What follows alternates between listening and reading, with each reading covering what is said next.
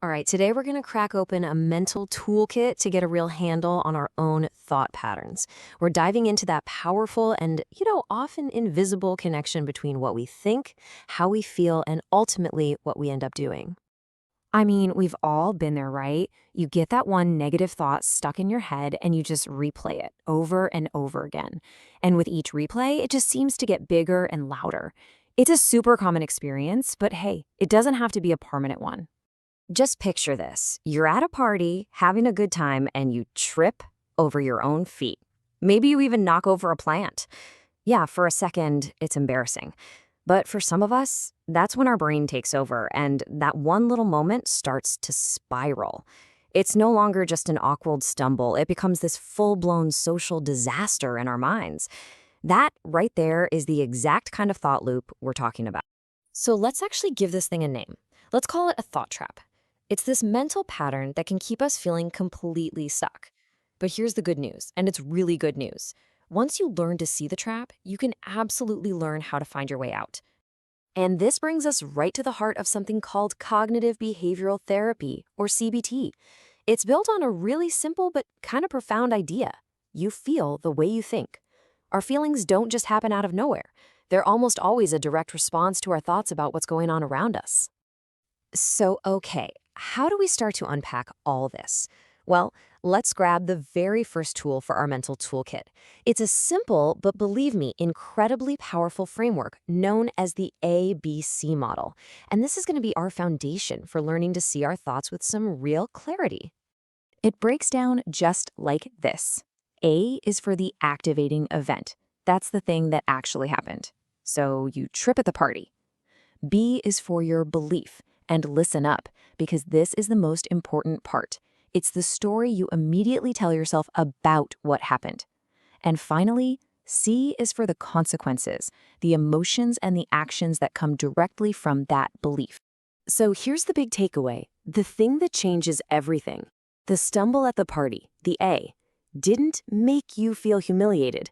It was your B, your belief that everyone saw me and thinks I'm a total fool, that led to the C, that feeling of humiliation. Understanding this separation, that's the key to taking back control. Okay, so if our beliefs are where the action is, the next logical step is to examine them a little more closely. And it turns out our beliefs are often full of these common glitches, or what CBT calls thinking errors. A fantastic way to think about them is like bugs in your mental software that can totally distort how you see reality. Let's look at a real classic, catastrophizing. This is exactly what was happening with our party example. It's when you take a small negative event, the stumble, and your brain just blows it up into this huge imagined catastrophe. And right here, we can see the path out. On one side, you've got that catastrophic thought, that big scary monster our brain created. But look at the other side, a more balanced, more realistic thought. The goal isn't to pretend the stumble didn't happen. It's all about reframing it. The balanced thought acknowledges, yeah, that was embarrassing, but it completely dials down the imagined disaster. Here is another super common bug, all or nothing thinking. This is when we start to see the world in just black and white. If something isn't a perfect, flawless success, then it must be a total failure. There's no middle ground, no room for any nuance. Sound familiar? So the solution is to actually change how we measure things. Instead of thinking like a light switch that's just on or off, try thinking like a thermometer. A thermometer shows degrees. Life isn't pass or fail. It's full of all these different degrees of success. Failing one little module doesn't make your entire degree a zero. It's a setback, sure. It's a data point, but it is not the final verdict. So we can spot the errors, but what do we actually do about them? Well, this is where we shift from just being a passive observer of our thoughts to an active investigator. It's time to become your own scientist and actually put your thoughts to the test. Let's start by acting like a detective. These questions right here are your magnifying glass. Is this thought 100% true? A lot of the time, the honest answer is no. What would I advise a friend? This one is fantastic because we are almost always kinder and way more rational with our friends than we are with ourselves. Now, detective work is a great way to challenge a thought internally in your own head. But the single most powerful way to change a belief is to go out and gather new real-world evidence. This is where the detective becomes a scientist, and we move from just questioning to actually experimenting. We do this by running what's called a behavioral experiment. And I know it sounds complex, but it's actually really simple. First, you just state your negative belief as a clear, testable prediction.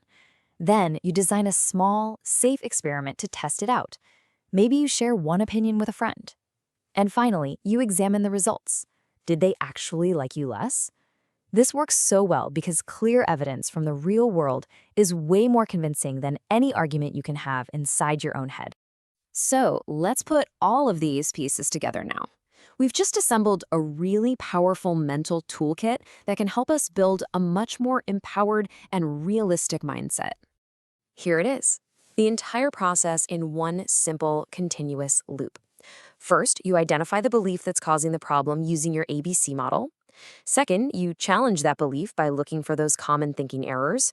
And third, you test it in the real world with a behavioral experiment. This is the method. This is how you systematically start to rewrite those unhelpful mental scripts. And why does any of this matter? Well, because our fears and our thought traps, they often keep us in that safe harbor, right? Avoiding risks. But life and growth and connection, all that stuff happens out on the open sea. This whole process is about building a more seaworthy vessel for yourself, one that's truly capable of navigating whatever life throws at you. So I'll leave you with this challenge. What's one small negative prediction that you hold that you could safely test out this week? What tiny experiment could you run to see if your fears are actually as accurate as they feel? You know, the first step is always the smallest one. Now go find